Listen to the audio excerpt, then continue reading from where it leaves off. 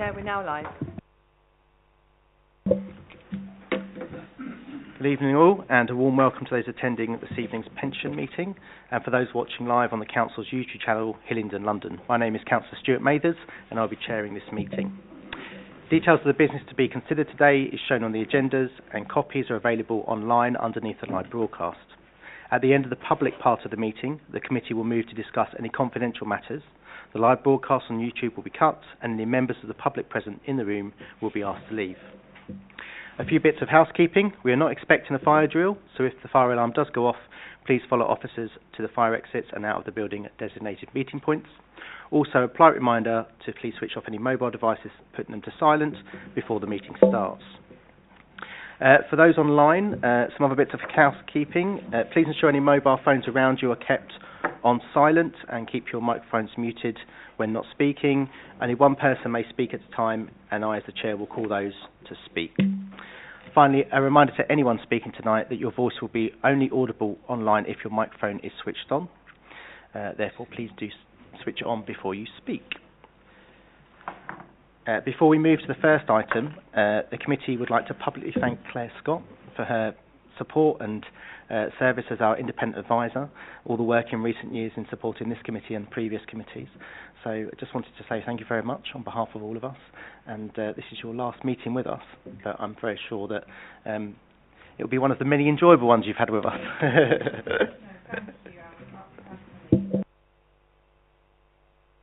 Thank you, Claire. Can we please note our thanks to Claire in the minutes? Mm-hmm. Okay, so first, any apologies for absence? Apologies have been received from Councillor John Riley this evening, Chair. Thank you very much. And are there any declarations of interest in matters coming before this meeting? No. So if we look to the minutes on the 13th of December, are there any comments or items of accuracy? No. Are those agreed? Agreed. Agreed. Thank you. So just confirm that there are items marked in part 1, which is items 5 to 11, and then we have items up to 15 in part 2, which will be in private. So our first item is item 5, which is Giftgate Limited, verbal update.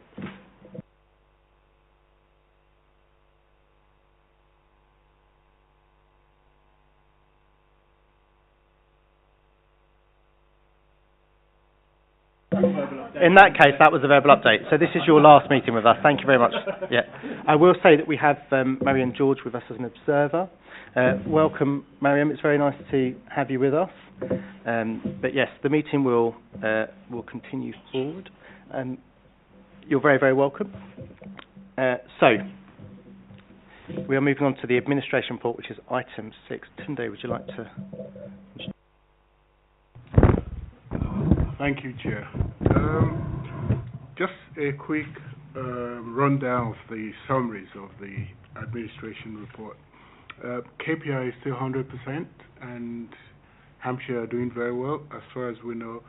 The member portal registration is gone up to almost 42% as at end of January, but it's further improved at the last partnership meeting we had with Hampshire in February. So it's the active membership has actually gone up to almost 50%, and that was as a result of the pensions technical officer SEBI sending out email to about 500 members who hadn't made a nomination, so they had to register on the portal. So thanks to SEBI for that. In terms of backlog of cases, that's gone down to 1,260, down from over 4,800 at the inception, and hopefully they are on target to finish the backlogs by the end of 2025, I think. Other updates, MacLeod. So as at the end of January, Hampshire had decided not to chase any more employers for data which they hadn't received. So as at the end of January, they had received about 101 employers' data for the 2014 to 21 years, and for 21-22 they had received 97 employers' data. So the rest will just be based on assumptions, and unless the employers decide to provide the data by the time it's uploaded. So as a short update, I spoke to Hampshire a couple of weeks ago, and so far they have uploaded 91 employers' returns for 2014 to 21 and 79 for 21-22. So both out of 122 and 118. So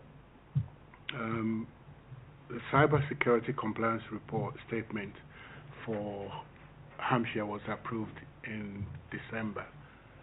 So other than that, there's not too much to report on the admin. So back to you, Chair. Thank you very much. Are there any comments or questions? I just have one. Sorry. Yes, after you.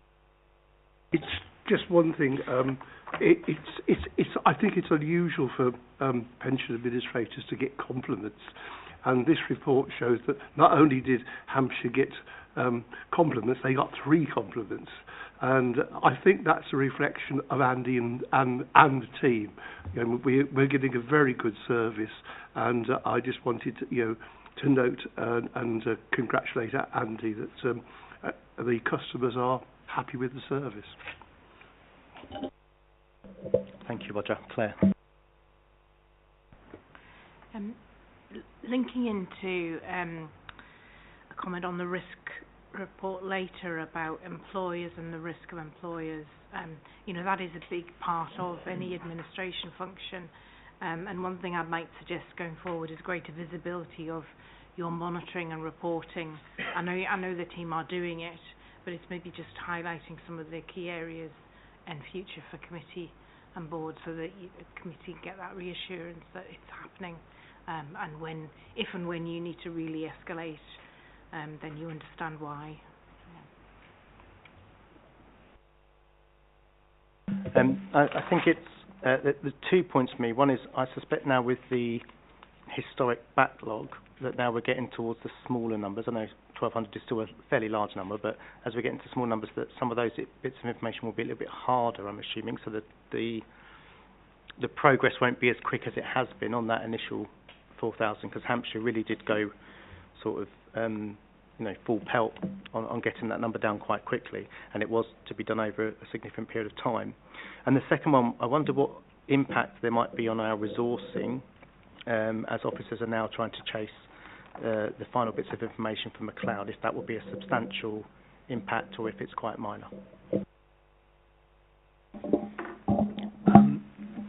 So just on the second part, we've stopped Hampshire have stopped chasing employers now in Hampshire. So what they can do now, because the government have issued sort of assumptions you can apply, so we can apply those assumptions when we've got no information. So they'll just go through the process, and that'll be just sort of day-to-day work now in terms of the McLeod project. So that's how Hampshire will be dealing with that. I'm sorry, what was the previous question? Yeah, it was just around, just the if it will slow down the progress of getting back on the Yes, so I guess maybe you could say that the low-hanging fruit, for want of a better phrase, has been achieved. So now it is the more stickier, more problematic queries, and potentially the employers as well, where we're not getting the feedback. And again, we talk about that later on when we're going to talk about the risk register, and we talk about it in terms of the administration strategy as well, where we can sort of use. We've got more tools now, I guess, to sort of enforce sort of better performance from employers. But yes, it is probably going to slow down now as we get to the more tricky cases. Are there any other comments on this item? No? Okay. I believe the recommendation is just to note the report.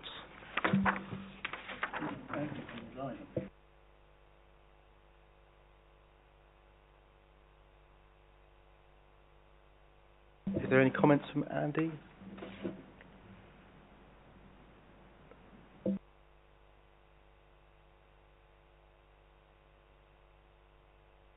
progress with the backlog. I think James has probably alluded to that. I think probably nearly 70% of the backlog outstanding now is with a single payroll provider, which is not Hillingdon. So some work to do with that employer. And the only other comment I was going to make was on the portal numbers, because again they've improved again during February. So the portal access now up to 42.54% at the end of February, and I'm really encouraging your active cohort online now is 49.86%, so you're pretty much at 50% of all actives now online to the portal, which is brilliant. Thank you, and thank you for the work that's been done to achieve that. That is brilliant. Thank you. Are there any other any other comments, questions? No. Are we happy to note the report? It's noted. Okay. So moving on to item number 7, investment strategy and fund manager performance. Yeah, Andy, you are very welcome to leave the virtual room. Thank you. Thank you. Hope the rest of your meeting goes well. Take care. Thank you very much, Chair. I'm just going to run through a summary of the investment and manager performances as at the end of December. So I'll start first with the interim funding update. So based on the interim funding update provided by Hymans, the funding level dropped by about 6% from 113% to 107, and the main reason for that was the discount rate applied, which was decreased from 6.4 to 5.8. So that does affect the funding level, and but unfortunately the liabilities doubled in reduction as well. So the assets increased by 6% within the same year, but the liabilities went up by 6 million. Liabilities went up by 12 million. But I think it should be taken with a caveat, because it's only a short-term interim funding. So that's one.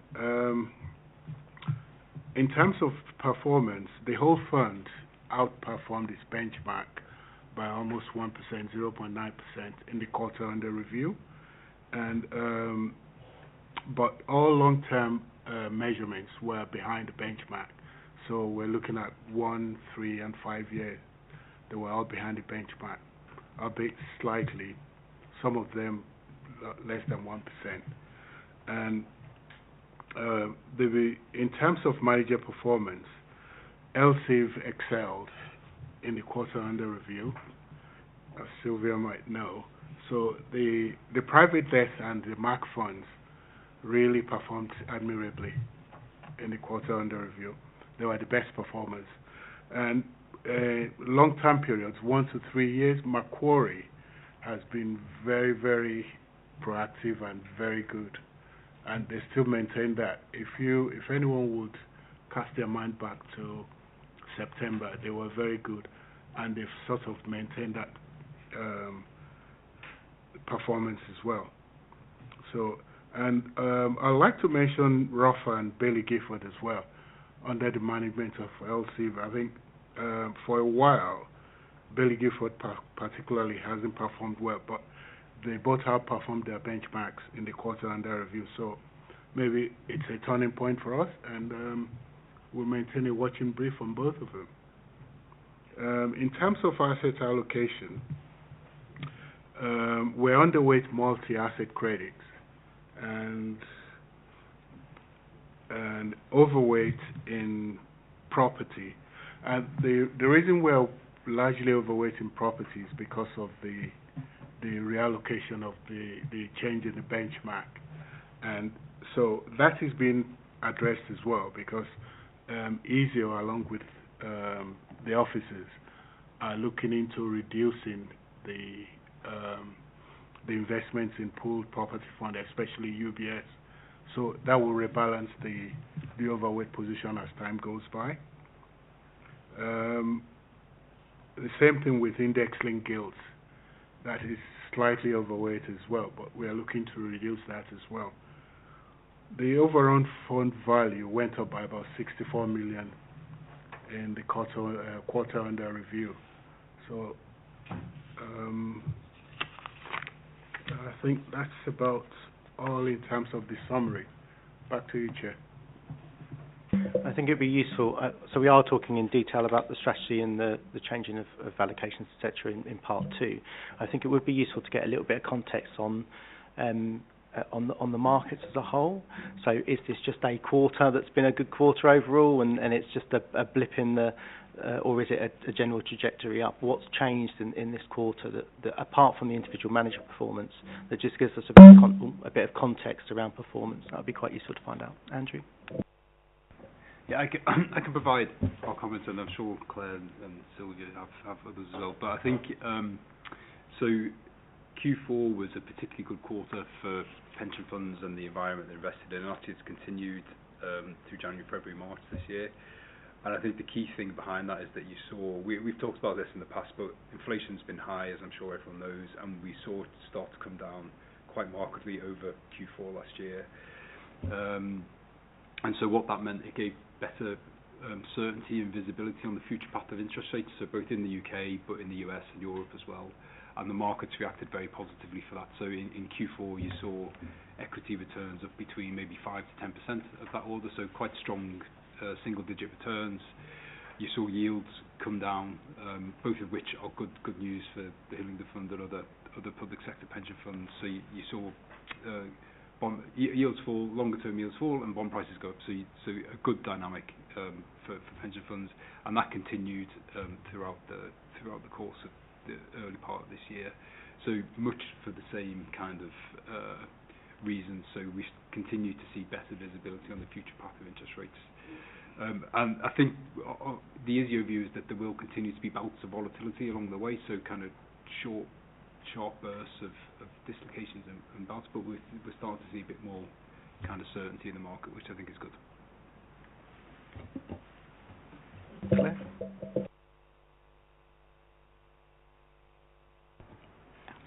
A couple of things just to add. You talked about the funding level going down. If we look on page 33 of the pack, if you look at the halfway down, the legal and general index-linked gilts, they're up by 8.7% over the quarter, and that's the result of the reduced expectation of interest rates, and that's what's caused the rise of the liabilities as well. So those index-linked gilts are kind of a proxy to the liability. So if they do well, your liabilities are going up, so the funding levels doesn't. So just to emphasise that. The other thing in terms of this table, there are a number of these managers that have a relatively or a very small proportion of your fund. The larger proportions are LSEV, UBS Property, and Legal and General. The rest are really very small. And if I just take Macquarie as a particular example, if we're ignoring the 3 months, because Macquarie and some of these smaller managers are a private market, so 3 months is just not typical performance. You shouldn't look at that. And even a 1 year is dubious as well. But nevertheless, look at Macquarie. The return over the year is 27%. Now, some of these private markets are in a run-off, so some of the investments have already been sold. So what they're doing is selling what's left in the portfolio, and often, particularly with Macquarie, when they're selling things, they are realising a profit. So they've been holding it as a value, and a prudent value. So when they actually sell it, they're releasing a lot of profit. So that's what we're seeing in Macquarie. We get a regular stream of emails as they're selling assets down, and certainly in the American and the European funds, the performance is coming through pretty strong. So just to don't treat all these numbers equally as you look at them. Some of them are so small. Maybe we just need to look at the presentation of this type of table. But that was all. Anything else I want to add? Maybe add something. everyone. I just wish to add the fact that Northern Trust is measuring the performance of your private debt fund with the London CIV. But because this is a fund that started in March 2021, and in private markets you have what they call a ramp-up period, a period where they are building the fund. So it takes about 4 years. So as part of our guidelines for this fund, it's not until you complete 4 years that you formally assessing the performance and formally assessing that we are complying with the guidelines. So I'm not sure where is the source of this return that Northern Trust is getting for the private debt fund, but we are not measuring the performance of this fund up until 1st of April 2025. So a good indication sometimes is to see how much money you've already drawn out of your commitment and how much is the NAV of the fund, just to give you like a ballpark. But this is not like the official performance of the private debt fund yet.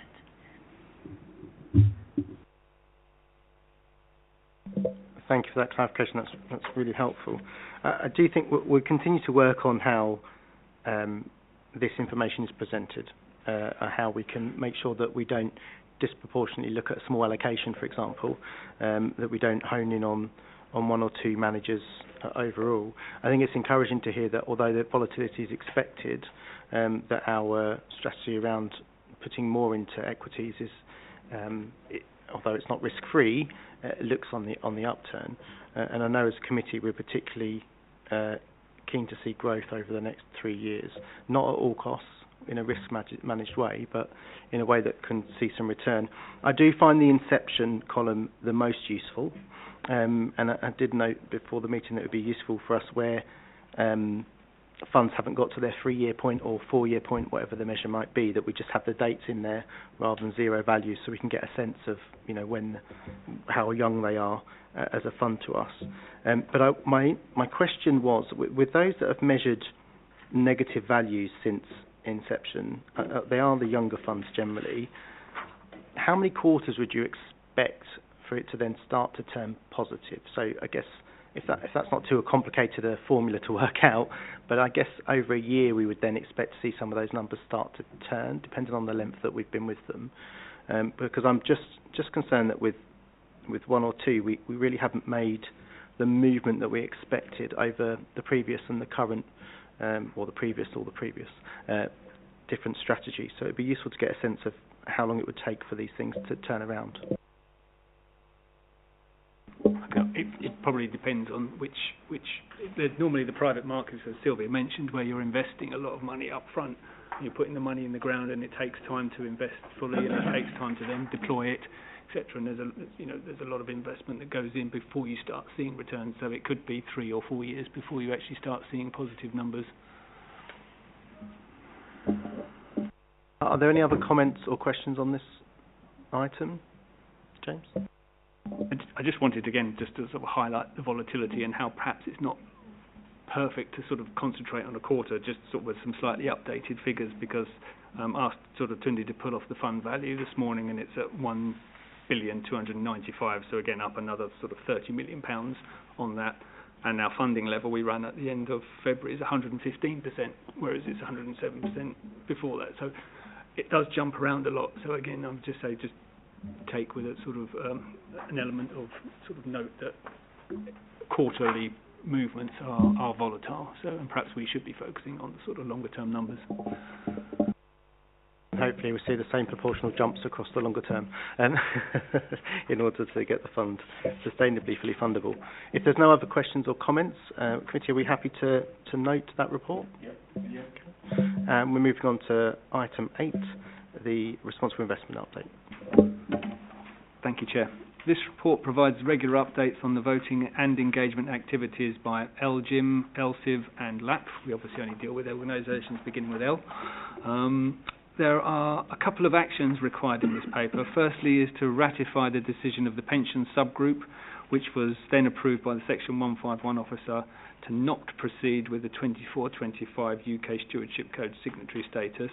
Also, I just wanted to sort of highlight to committee that linked to this, I subsequently received an email from the Financial Reporting Council asking my opinion on the process, which was which was perfect timing really. So I explained that we weren't going to proceed with our signatory status, and I gave them information as to why. So they said that was very useful. Now they've invited me to a round table to sort of air our views in April. So hopefully, I don't know whether they'll pay any attention or not, but hopefully the interaction, they're asking for opinions, so hopefully they can take some of our feedback on board and make the process less burdensome for LGPS funds. But ultimately, yeah, we need to ratify the decision made by the subgroup.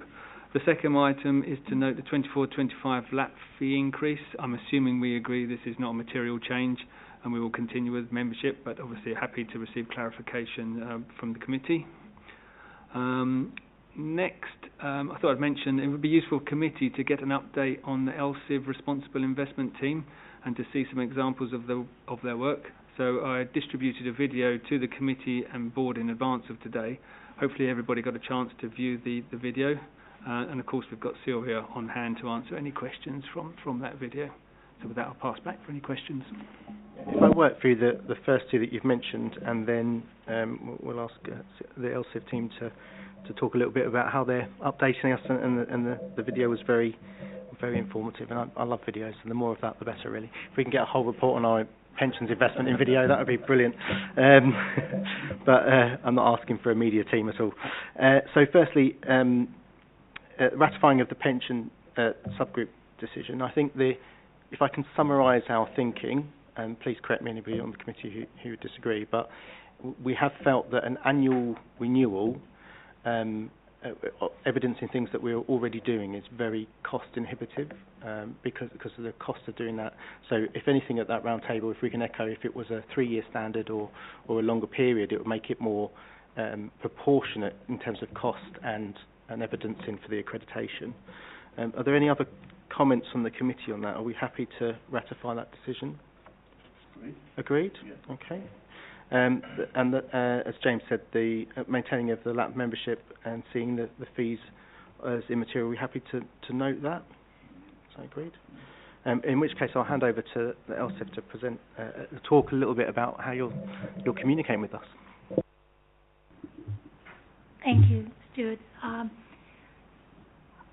I think it's best that I open the floor for you to ask me any questions after listening to the video, because this could go on forever and I might not touch the right points.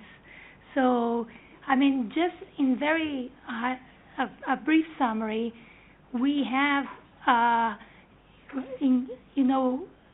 hired new people to our responsible investment team, and we're very pleased that Zara has joined us in the climate analytics. I know a year ago you probably met Gus, who came here and presented the climate analytics to you. Gus left the London CIV, and we've been very fortunate to hire a replacement who has 3 times more experience with climate analytics. She joined us from PwC, and she has been doing this type of analytical work for quite some time, and is a great addition to the team. In addition to that, we have an analyst working with her, and we continue to strengthen our stewardship activities through our collaboration with LAP, as well as working with Hermes EOS. And back in December, we reviewed together with what we call the Sustainable Working Group, that we have members from different councils, like treasurers and pension managers are part of this working group, and he helped us just streamline what are the things we're going to prioritize in our stewardship activities. So climate change is a big one, and with that it comes with natural capital, human rights, and the social aspect of it, and also principles of governance when it comes to tax transparency. So these are like the three main areas. But the way we look at prioritizing our stewardship is looking at the World Economic Forum, the pillars, and they do people, planet, principles of governance and prosperity. And of course, within prosperity, number one is pay pensions, because at the end of the day, you know, with stewardship, we are trying to drive positive outcomes, but first and foremost, everyone is here to pay the pensions of the members, right?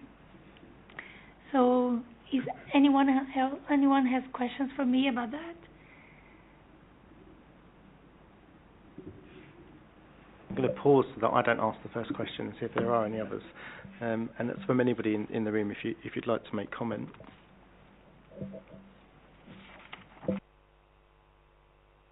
I haven't really got a question, but I just said I did watch the video and I was impressed with the team and the way it was set out and presented to us. And it was short, sharp, and to the point.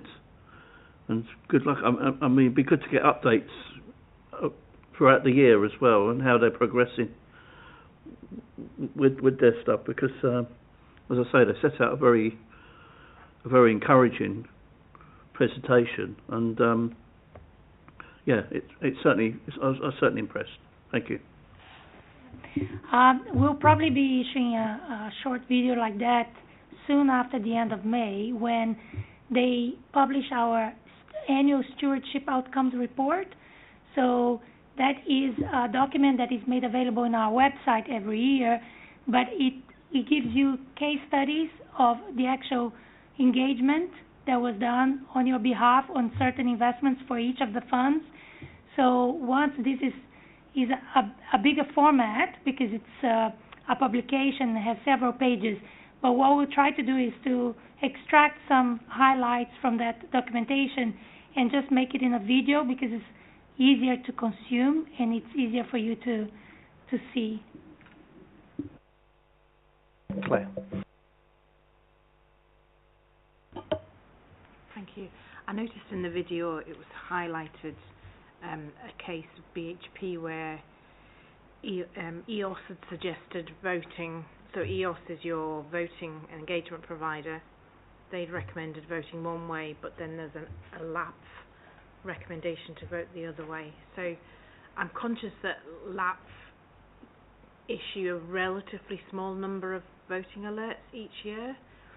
So just taking that perhaps as an example, is the fact that you chose to go against EOS, is that does that cause any issues with your concern over their advice in other areas perhaps? What lessons did you learn from that example, or potentially others where you've gone against what EOS had suggested? Thank you, Claire. That's a very good question, because the way we see it is we benefit from the inputs coming from IRMA's EOS, as well as the inputs you get from LAPF. And not only those two, but there are other industry setters that we collaborate along the way, and like Climate Action 100 Plus and other areas that we take even input. And sometimes we even collaborate with specific pension funds. Like more recently, there's going to be a resolution for Barclays in May after an AGM, and Hillingdon was quite close to the matter, and they wanted to vote a certain way, so they've been engaging with us on that too. But what I would say is that IRMA's EOS, they're using our voting guidelines, and which is an overarching guideline that tries to harmonize and bring the inputs and the beliefs of all other 32 client funds, like partner funds. And there will be instances where we might get different inputs that will make us decide to vote different than IRMA's EOS or LAPF.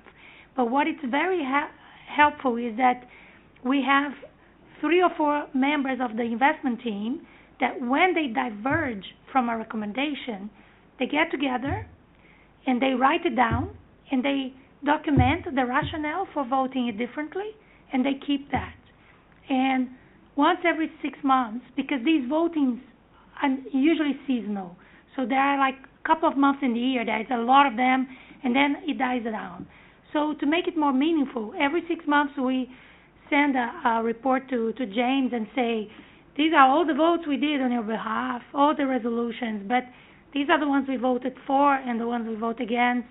And the ones that we vote against LAP, for example, we provide a rationale why. And especially it's very important because the membership of LAP is made up with a lot of pension chairs and people that are in pension boards across London LGPS.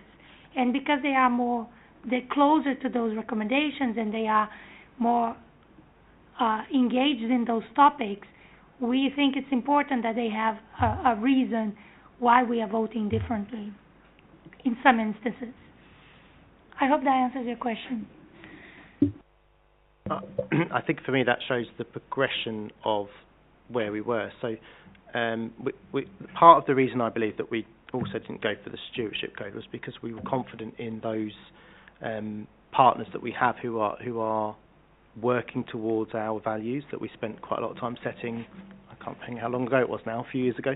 It was debated, it was discussed, and we came to consensus around what we're trying to achieve in terms of ESG. And we want to get away from kind of the numbers of votes against, the numbers of votes for, because it doesn't tell us a story. You could vote against everything, but it wouldn't necessarily tell us if that's made any progress to the ESG of those companies or funds or whatever it may be.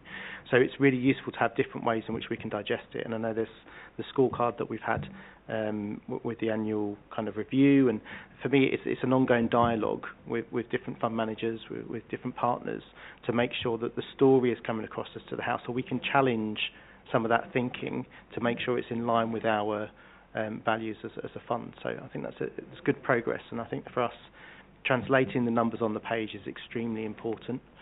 Otherwise we would just see voting records and they could mean nothing. I remember asking Elgin that very question actually. Well, you've voted against this, but what does that mean in reality? You know, where are your hard lines of why you did that? And the more we get to know our partners, our fund managers, etc., and their ethos around ESG, I think that the better account there is, rather than just numbers on a page. So I do appreciate the video and other bits of that. Thank you. I'd just like to add that this is one of the things we like to work with a partner that has a lot of capabilities like Hermes EOS. Not only they are able to cover a lot more companies than LAP is, but also they have boots on the ground across the globe. So they have teams that they have a very in-depth knowledge of certain issues. They speak different languages. They are based in different jurisdictions. So, and therefore they are able to engage with those companies more meaningfully. And they have a framework that is explained in our Stewardship Outcomes report, where we monitor these engagements. And they are like a 4-stage process, exactly to have a story. So one of the examples you saw from Tencent in that little video is because we're doing a lot of work in trying to see where are the engagements done with technology companies about human rights and in terms of cybersecurity and privacy. And it's fascinating because once you go to one of those strands, you can spend a lot of time discovering a lot of things that they have achieved, but it's also a never-ending engagement because there's always room for improvement. Thank you. Are there any other thoughts or comments? No? For those in the committee, we're happy to note the items as listed on page 45. Is that agreed? Great. Okay. So item 9, thank you very much for those contributions, by the way. Item 9, the risk register report. Thank you, Chair. This report presents the risk register with no changes to the previously reported 13 risks.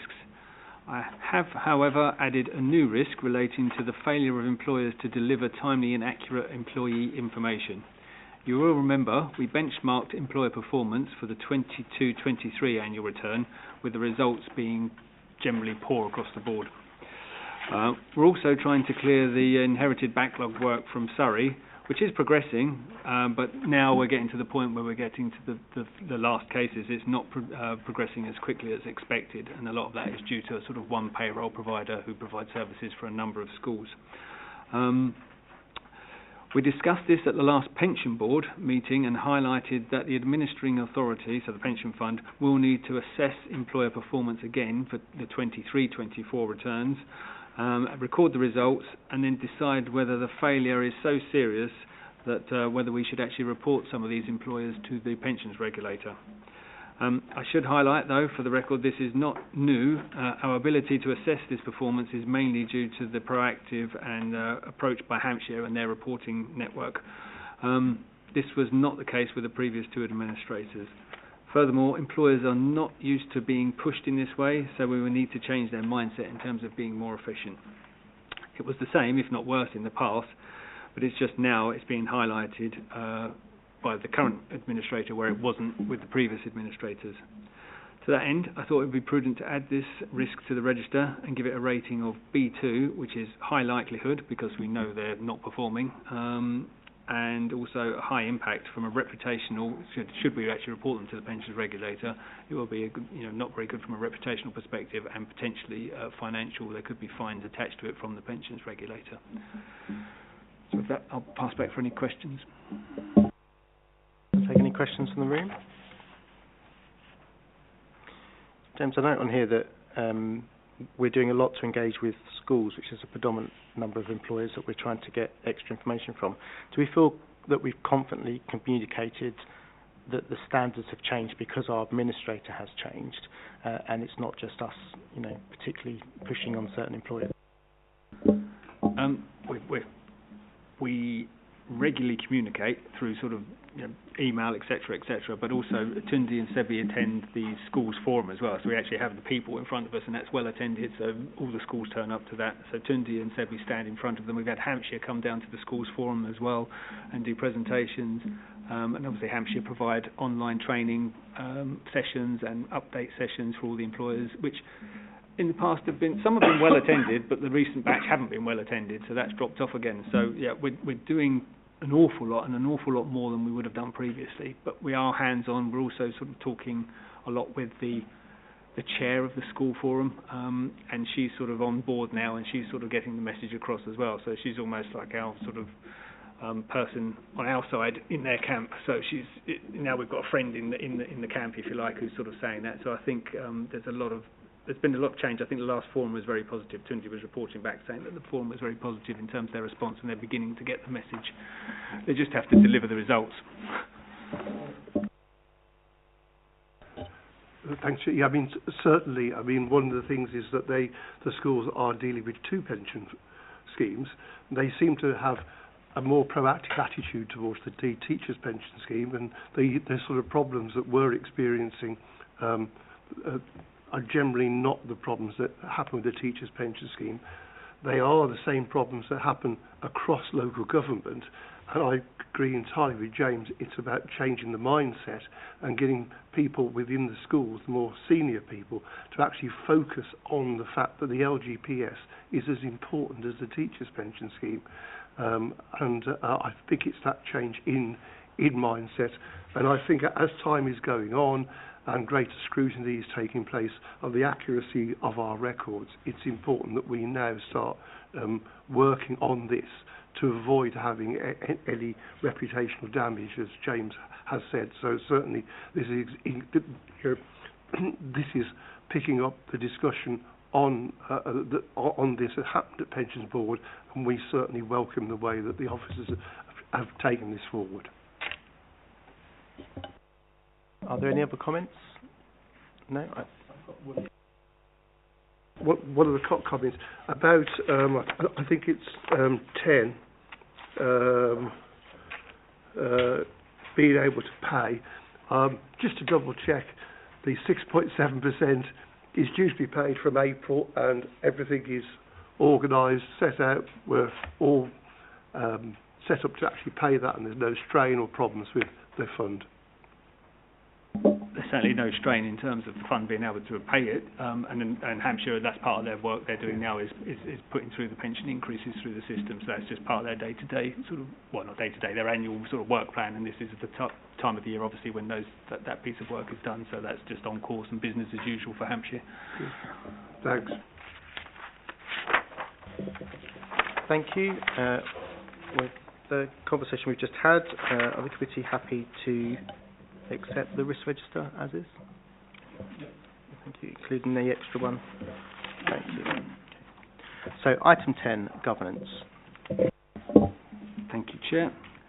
This report gives a number of governance updates. There's the latest member training update and work plan. Again, I would urge for the minutes that Councillor Riley completes the Aon training sessions, as these are now overdue.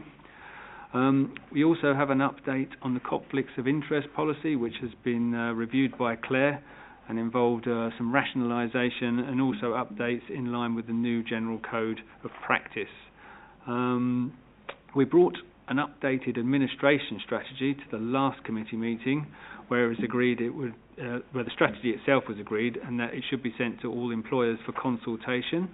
We did send it to all the employers, but we didn't receive any responses. So, as such, we now have the green light from the employers to approve the strategy for publication. And just as a reminder to committee, in there we did update a number of items where we could potentially levy fines, I guess, or fees for additional work that the administrators had to do to get employers to perform in accordance with the sort of the timetable set out. Lastly, I wanted to mention the outcome of the knowledge and skills assessment, which is attached to the report. Hopefully everyone's had a chance to read the Hyman's report, which is quite upbeat, with suggesting that general scores are close to national averages. However, I think everyone probably agrees that we should probably aspire to higher scores. Committee scored an average of 48.75% and the board 63.75%. Please also bear in mind these are average, which shows that some individual members scored lower than these figures. A positive that was highlighted in the report was the spread of knowledge between members, rather than knowledge all being held by one person in each group. So that's positive, because you've got different people bringing different skills to the relevant board and committee meetings.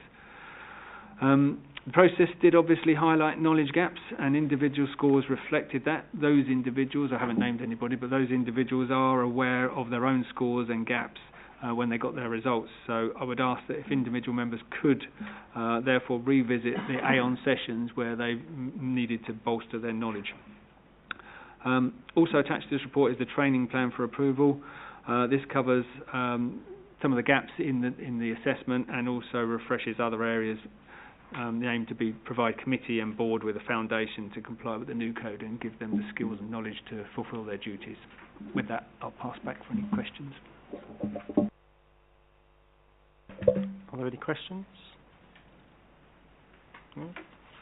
James, I'd probably go a little step further than just asking members of the committee to look at their Aon training and maybe see if there's one or two areas where a few people, not everybody in the committee, were lacking, that we try and set up some different training or something that refreshes the mind in a different way. It doesn't have to be every member of the committee, but it could add value if people did attend. I'm just mindful that, particularly as elected members, we have a lot on, so it's competing priorities. So having some either face-to-face or some online training, even if it's just for a couple of bits of, can help people to have a conversation around an area that they're not so sure about. I also noted that we are particularly aren't as strong in the areas of pension administration, which I think is one that, well, it's not primarily our focus, is still important, because we have to reflect on it and we have bits that we have to keep up with. The board do a very good job of that, but we can't be reliant on them, as it were. So it may be useful to have more training in that area, and maybe some basic brush-ups with the investment performance and risk management. Although my reflections as us being a newer committee, we can't say new anymore, is that the more that we can work on how it's presented and build understanding through that, I think that's an ongoing journey that we're doing as a committee. Claire. Just to sort of address your point about different committee members have different knowledges, and actually that's quite a good thing. So, but to try and tailor a training plan for individuals, again, it's part of the general code, rather than just hitting everyone with the same training and not necessarily being relevant. We thought, particularly for the areas where knowledge was weaker, that actually revisiting the induction material, but in a more structured way, and actually on page 94 of the pack, we've suggested a priority of members, if members are particularly weak in those particular modules, revisiting them in a time that suits you, but then also having an internal, might even be just half an hour, a chance to talk about a Q&A on that, and just actually to give the officers to give a more of a Hillingdon slant to this general material as well. So, and there's lots of other different angles to the training plan, and the purpose of that was for you to be able to dip in as to what suits and the timescales that suits, etc. So just be as flexible as possible. So the timescales are, well, the pensions admin and pensions legislation were one of the two areas that were relatively weak, so they were taken as priority. So that's why that priority list has come from. Hopefully that might help and give us more of a structure and a chance to discuss the outcomes of that training. Yes, I think I really appreciate the plan and the structure thing. I think my comment was that you have permission to be more robust with us, is what I was more hinting at. I just wanted to also add that Tundi and Claire have been developing what do we call it, a workbook or handbook? That's it, handbook, which is hopefully a sort of a concise. It started off as being concise, and then it started to grow a bit, but still a concise reference guide. So it's hopefully, there should be sort of quick, sort of snappy information with high-level information, which sort of should give you sort of, I guess, the tools at your fingertips for a lot of the key areas as well. So hopefully that should be ready for by the next committee, I would have thought. I think it's almost clear now. I mean, Claire's just doing her last bit. I'm just eking out my last few pence out of Claire, so she's doing her last review of it now. No doubt of that at all. I just wanted to ask Elsip. So I know I've attended things in the daytime. It's been a bit harder to do that sometimes, and in the evening there's been a few bits. There was something on impact and the ESG, for example. Is there a plan to provide more workshops, seminars for members of boards across London? Yes, there is an increasing desire for us to have more workshops. It is difficult to have like a calendar of things going on, because there's a lot going on and our team is very small to cater for that. But if we can break up in 3 areas, I would say in our manager monitoring, we achieved a lot of progress this year, that we managed to have a more systematic way. Now we have something like 24 different funds across our fund range, and we do have specific investor update calls for every one of these funds booked throughout the year. And we encourage you that even if you cannot attend the calls during the day, you can have access to our portal, and all you need is your email address, and we can give you a password, and you log into the portal, and there's going to be an events page where you have the recording of all these sessions. So if you can't attend during the day, you can listen to it at your leisure. You can download as an MP4, put in your phone, listen as a podcast, do whatever you want with it. And we just had recently an update on our infrastructure funds. On the 18th of April, we're going to have for the private debt. So this part of the manager monitoring process is being established. We also have a monthly call that is always the last Friday of the month, last Thursday of the month at around 10 o'clock, and it lasts 1 hour, where you can hear from all the chief executive officer, chief investment officer, chief operating officer. They give you an update on what's going on at the London CIV. This is also recorded, so you don't need to be there in the morning to listen to it. Your independent advisor attends, and there's always a member of ESIO attending these monthly calls. In terms of workshops, we just had recently a workshop on natural capital and voluntary carbon market, because this is all linked to providing better information to all London boroughs ahead of us launching a natural capital or nature-based solution fund. But going forward, You will have more on our stewardship outcomes. We will have more on our climate reporting. We find in the climate reporting, sometimes it's very complex for pension committee members to understand. We want to break that down, make it simpler, make it more digestible. So watch that space, because this is the type of workshops we want to do in the future. Thank you. Are there any other comments? James, do you want to work through these individually, or do you want to just take them, the recommendations as one? I'm happy to take all the recommendations in one go. I just wanted to also add that, just to sort of follow up on Sylvia, that Sylvia do offer an awful lot of sessions where, and even just sort of meet the manager, it's not necessarily classed as training, but you do learn a lot from that. You learn about the market, you learn about investment ideas and stuff. So I would urge committee to, because I think Sylvia sends the invites to all the committee members as well, so, please attend if you've got time, or watch the recordings and then feedback to us, because then we can log it in your knowledge. But you do learn an awful lot of information just by attending these sessions. Could board also have the opportunity to listen to these? Is that possible? And secondly, having got my own results, I went back to the Aon online stuff and found it very useful to refresh the areas I needed the most updating in.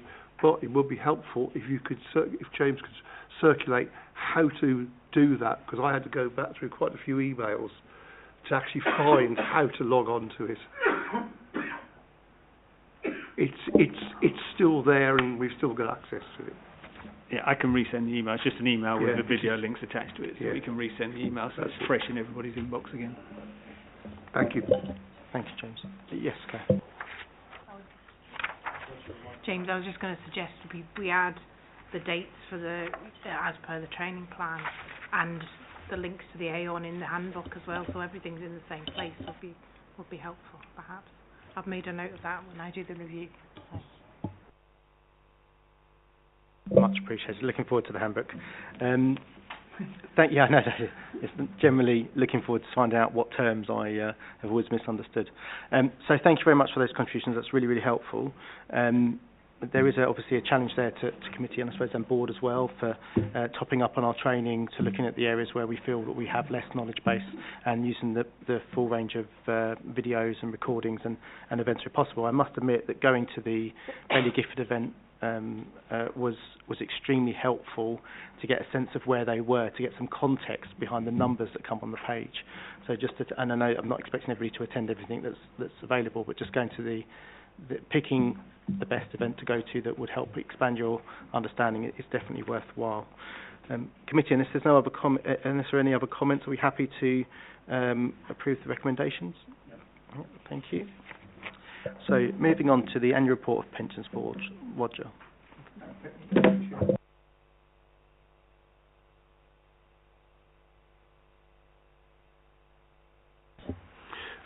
This is the board's report for the calendar year, January to December 2023.